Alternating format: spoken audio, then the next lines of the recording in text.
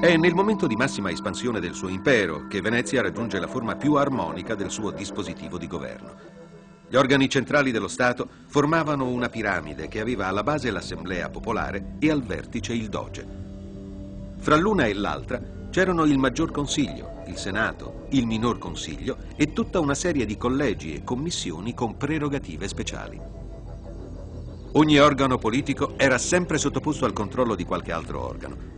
Un delicato equilibrio di poteri tendeva a garantire che non vi fosse mai un potere che non avesse un contropotere.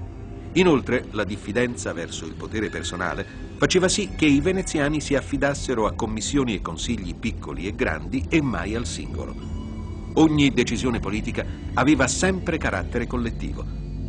Faceva eccezione il Doge, ma come abbiamo visto, fin dal tardo Medioevo i suoi poteri sono circoscritti e ad ogni successione sempre più limitati. Il mutuo controllo tra i vari organi, la rapida rotazione delle cariche, impedirono il costituirsi di sacche anomale di potere individuale. Morto il Doge, celebrati i funerali, vi era l'esame post mortem.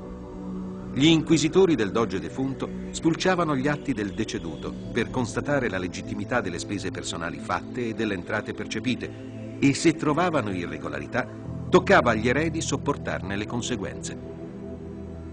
Un grande doge come Leonardo Loredan, ai primi del Cinquecento, anima della resistenza di Venezia contro quasi tutta Europa, confederata nella Lega di Cambrai, ebbe un'inchiesta post mortem durata più di 2 anni e conclusa con l'imposizione agli eredi di restituire 2700 ducati percepiti illegittimamente da Loredan durante il suo periodo dogale. E ciò avvenne anche se doge e parenti avevano versato contributi volontari per le spese di guerra. Si trattava di contributi volontari che non cancellavano l'illegalità constatata. La forma matura di governo raggiunta nel XV secolo ci mostra un doge bloccato, ridotto a simbolo, manovrato, subordinato all'aristocrazia.